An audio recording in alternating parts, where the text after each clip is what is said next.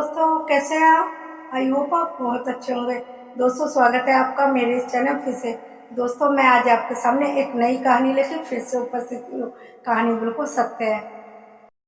जो मैं आपको कहानी सुनाने जा रही हूँ वह दिल्ली शहर की है। दिल्ली शहर में एक परिवार रहता था। उस परिवार में 4 लोग रहते थे। 4 लोगों में मम्मी, पापा और तानिया और खुशबू, ये चारों अपनी ज़िंदगी बहुत अच्छे से गुजार रहे थे। उनकी मम्मी सुबह सुबह उठ के बच्चों का टिफ़िन बनाना, अपने हस्बैंड का टिफ़िन बनाना, और वे जब काम पे चले जाते तो बच्चों की ऑनलाइन क्लास शुरू हो जाती थी। ऑनलाइन क्लास में बच्चे दूसरे कमरे में बिजी हो जाते थे और मम्मी भी सारा काम खत्म करने के बाद अपना टीवी वगैरह मोबाइल देखने में मस्त हो जाती थी। एक दिन क्या होता है, उनकी मम्मी टीवी देखने में मस्त थी। सारा काम खत्म करने के बाद टीवी देख रही थी कोई सीरियल, और बच्चे भी ऑनलाइन क्लास में मस्त थे। इतने में कोई दरवाजे में बेल बजाता है।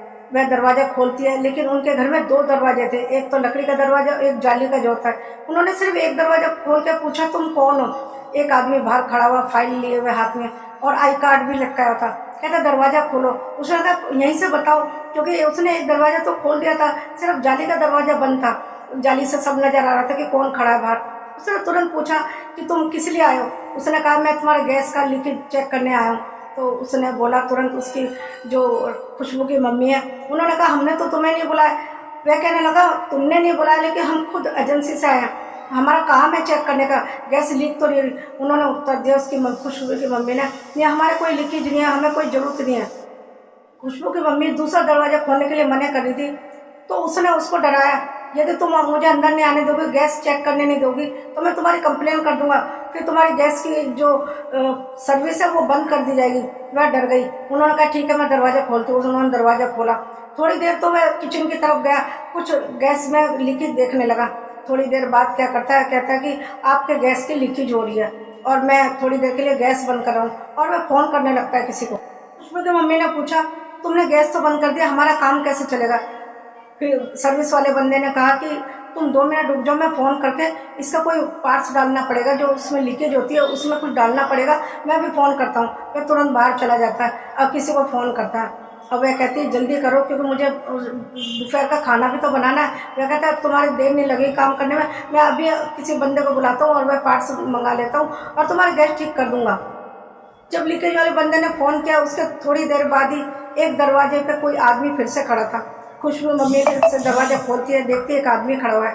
वह कहने लगी, तुम कौन हो? इतने में जो सर्विस करने के लिए पहले से आदमी अंदर था, वह कहने लगा, मैंने ही इसको बुलाया, ये आपकी लीकेज के लिए पार्ट्स लेकर आया, उसको हम ठीक करेंगे। उसको खुशबू मम्मी दरवाज़ा खोल देती है और वह अंदर चला आता है। दोनों मिलकर किचन में चले जाते हैं। खुशबू मम्मी भी खुश हो जाती है, चलो हमारे साथ कोई प्रॉब्लम सॉल्व करेंगे ये, और वह अपने कमरे में चली जाती है और वह सोचती है, चलो गैस आज सही हो जाएगी, शुक्र है उन्होंने हमें बचा लिया, यदि ये ना आते तो ना जाने हमारे साथ क्या होता।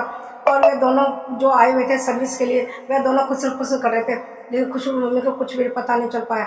इतने में एक जो पहले आया हुआ था बंदा, वह खुशबू मम्मी से कहता है, कुछ पैसे की ज़रूरत है, इसमें और कुछ ज़रूरत पड़ेगी, क्योंकि इसका बर्नर भी ख़राब है, जो हम रेगुलेटर लगाते हैं वह भी ख़राब है, मैं इसको पैसे लेके भेजूँगा, वह लेके आएगा अभी तुरंत। खुशबू मम्मी अलमारी से ताला खोलने लगती है। जैसे वह ताला खोलने लगती है, वे दोनों उसका मुंह पकड़ लेते हैं। जब उन दोनों ने मिलकर उसके हाथ पकड़ लिए, जब वह पैसे निकाल ली थी अपने अलमारी से, दोनों ने, एक ने मुंह पकड़ा और एक ने हाथ पकड़ा और बोला कि चाबी हमें दे दो। वह लगातार बगावत करी थी, धक्का मुक्की करी थी, लेकिन चाबी अपने हाथ से नहीं दे रही थी। उसने सोचा कि यदि चाबी दे दूंगी सारा हमारा लूट के ले जाएंगे। वह लगातार उसके संग संघर्ष किए जा रही थी। इतने में बच्चे ने भी उनकी आहट सुन के बाहर आ गए।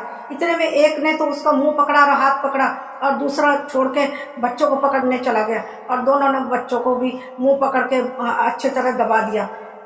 जो पहले बंदा आया था आई कार्ड वाला, तो उसने तो खुशबू की मम्मी का मुंह पकड़ा हुआ था और हाथ पकड़ा हुआ था, और एक ने दोनों बच्चों को पकड़ा हुआ था।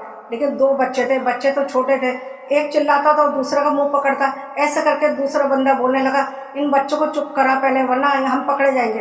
तो उन्होंने सोचा कि हाँ सच में पकड़े जाएंगे, तो दूसरे बंदे ने क्या कहा, एक बच्चे का मुंह जोर से दबा दिया और उसको बोलने नहीं दिया, सांस भी नहीं लेने दिया। एक बच्चा तो वहीं दम तोड़ देता, और दूसरा बच्चा जब चिल्लाने लगता तो उसका भी मुंह पकड़ लेता है। लेकिन जब वह देखता है तो इसका ये तो बोले जा रहा है, चिल्लाया जा रहा है, तो उसको क्या करते हैं, कुर्सी से बांध के उसके मुंह में टेप लगा देते हैं, और फिर वे दोनों सोचते हम दोनों लूटपाट करेंगे। अब खुशबू की मम्मी को एक ने पकड़ा हुआ था, मुंह दबाया हुआ था, और एक उनके अलमारी से पैसे निकालने लगा। लेकिन जब सोच रहे कि दूसरी अंदर की जो एक चाबी होती है वो नहीं मिल पा रही, वह खुशबू की मम्मी से बोलते दूसरी चाबी कहाँ है। वह कहते मुझे नहीं पता, मेरे हस्बैंड को पता है। लेकिन वह सोचता है ये झूठ बोल रही है। उसने उसको बहुत मारा खुशबू की मम्मी को, वह अधमरी हो गई। जब वह अधमरी हो गई तो उन्होंने खूब लूटपाट की। बाहर जितने पैसे थे जो अलमारी में रखे होते सारे ले गए, लेकिन वह गहने नहीं ले जा पाए क्योंकि दूसरी चाबी खुशबू की मम्मी ने बताई नहीं थी। लेकिन उसको इतना मारा, लेकिन उसने चाबी के बारे में नहीं बताया। वह मार खाते खाते बेहोश हो गई। वे दोनों लूटपाट के इरादे से तो आए थे और उन्होंने लूटपाट किया भी, लेकिन वह जो लॉकर में जो गहने रखे थे वह नहीं लूट पाए क्योंकि खुशबू मम्मी ने बताया नहीं। मार खाई, बेहोश हो गई। यदि बेहोश ना होती तो वह शायद उससे पूछते, लेकिन वो मार खाते खाते बेहोश हो गई। लेकिन उसने लॉकर की चाबी का पता नहीं बताया और वह दोनों सोचने लगे ये तो बेहोश हो गई, अब कौन बताएगा, जितना मिलता है इतना लेके चले जाए। उन्होंने सारा कैश लिया, मोबाइल लिया और जितने भी घर का कीमती सामान था वह लेके फरार हो गए और बाहर से कुंडी लगा के चले गए। जब शाम को उनके पति आते हैं, बाहर से देखते कुंडी लगी हुई है, अंदर आते हैं। जब अंदर आते हैं तो दंग रह जाते हैं। एक बच्चा मरा पड़ा हुआ था, एक बंधा हुआ था और उसकी माँ बेहोश थी। वह सोचते ये क्या हुआ। वह तुरंत पुलिस को बुलाते हैं। पुलिस जब आती है तो सारी छानबीन होती है। पुलिस तो आती है लेकिन छानबीन के दौरान ऐसे अपराधी को पता बहुत कम मिल पाता है, लेकिन पुलिस फिर भी छानबीन में लगी हुई थी। दोस्तों, मेरा ये कहानी सुनाने का मकसद सिर्फ ये है, यदि कोई भी दरवाजे पे आए तो उसको ऐसे अंदर नहीं आने देना चाहिए। यदि कोई भी दरवाजे पे आए तो पहले उसका नाम पता सब कुछ पूछे।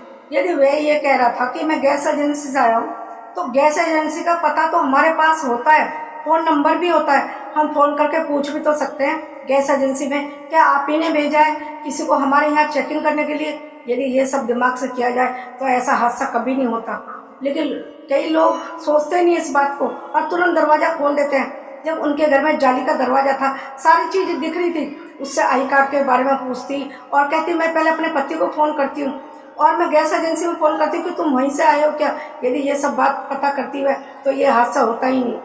दोस्तों, मैं सिर्फ ये कहना चाहती हूँ, यदि कोई भी अनजान व्यक्ति आए दरवाजे में तो उससे बहुत छानबीन करें। पहले तो यदि आप अकेले हो, बच्चों के साथ हो, तो उनको आने नहीं देना चाहिए। बोले कि जब हमारा पति घर पे होगा तभी आना। चाहे कुछ भी हो जाए, चाहे वह तुम्हारी कंप्लेन कर दे, वह तुम्हें जेल में थोड़ी डालेगा। यदि वह कंप्लेन करने की धमकी दे रहा था कि यदि आप गैस चेक नहीं कराओगे तो मैं तुम्हारी कंप्लेन कर दूंगा, कंप्लेन करने के बाद ज़्यादा ज़्यादा क्या होता। वह ये भी तो कह सकती थी हम अकेले किसी गैर आदमी को अपने घर में नहीं आने देंगे, मेरे पति होगा तभी चेक करने आना। ऐसे करने में, कंप्लेन करने में उसका क्या चला जाता। सारी बातें दिमाग से सोचनी चाहिए। कभी भी ऐसे बैल बजाते दरवाज़ा नहीं खोलना चाहिए, पहले पूछना चाहिए कौन हो। वैसे तो अंदर आने नहीं देना चाहिए जब आप लोग अकेले हों तो, क्योंकि बहुत सारे हादसे मैंने ऐसे देखे हैं कि ऐसे लोग प्लान बना के आते हैं कि मैं गैस वाला हूँ, मैं ये काम करने आया हूँ, मैं प्लम्बर हूँ। बहुत से हादसे मैंने अपने आंखों से देखे हैं। ऐसा ही होता है, ऐसे लोग लूटपाट करने के बहाने से आते हैं कि मैं ये हूँ, क्योंकि और किसी को तो घर में आने नहीं देते। हम गैस वाले को, प्लम्बर को, ऐसे लोगों को घर में आने देते हैं। लेकिन जब भी आप किसी को ऐसे आए तो ये कहें कि मेरे घर में जब कोई होगा तभी मैं आपको बुलाऊंगी, अभी मेरे घर में कोई ज़रूरत नहीं आपकी। यदि खुशबू की मम्मी दिमाग से काम करती तो उसका इतना सारा नुकसान ना आता। एक औलाद हमेशा के लिए इस दुनिया से चला गया। यदि वह दिमाग से काम करती तो उसका बच्चा उससे ना बिछड़ता, इस दुनिया को छोड़ के ना जाता। और उसकी भी हालत बहुत ख़राब हो गई, उसको इतना मारा कि उसकी वह हॉस्पिटल पहुंच गई। दोस्तों, कभी भी ऐसा हो तो अपने दिमाग से काम करें, किसी को, अनजान आदमी को घर में आने ही ना दे यदि आप अकेले हो, क्योंकि ये लोग बहुत बड़ा प्लान बना के आते हैं। पहले निगरानी रखते हैं कि घर में कौन कौन है, कौन आता है, कितने जन हैं, सारी निगरानी रखते हैं, प्लानिंग करते हैं, उसके बाद ही घर में आते हैं। इसीलिए कभी भी ऐसा हो, कोई भी आए, चाहे गैस चेक करने के लिए आए, चाहे कोई भी आए, तो बहुत दिमाग से, दिल से ना करें, सिर्फ दिमाग से सोचें कि ये क्यों आया है, हमारा तो गैस सही है, फिर क्यों आया। दोस्तों, मेरी ये कहानी यहीं समाप्त होती है। यदि आपको मेरी ये कहानी पसंद आई तो प्लीज़ लाइक कर दीजिए और शेयर तो ज़रूर कीजिए, ताकि सबको ये पता चल सके ऐसे लोग घर में घुस के क्या क्या करते हैं, क्या क्या प्लानिंग करते हैं। शेयर करने से बहुत से लोगों की ज़िंदगी बच सकती है। और यदि आप मेरे चैनल पर नए हैं तो सब्सक्राइब भी कर दीजिए और कमेंट भी कीजिए कि आपको मेरी ये कहानी कैसी लगी। मिलती हूँ अगले वीडियो में। और हाँ, बेल आइकन को भी प्रेस ज़रूर कर दीजिए ताकि मेरी अगले आने वाली वीडियो आप तक पहुँच सके। बस मैं यहीं समाप्त करती हूँ अपनी वीडियो को। मिलती हूँ अगले वीडियो में। अपना और अपनों को बहुत ध्यान रखिए। तब तक के लिए नमस्कार, थैंक यू।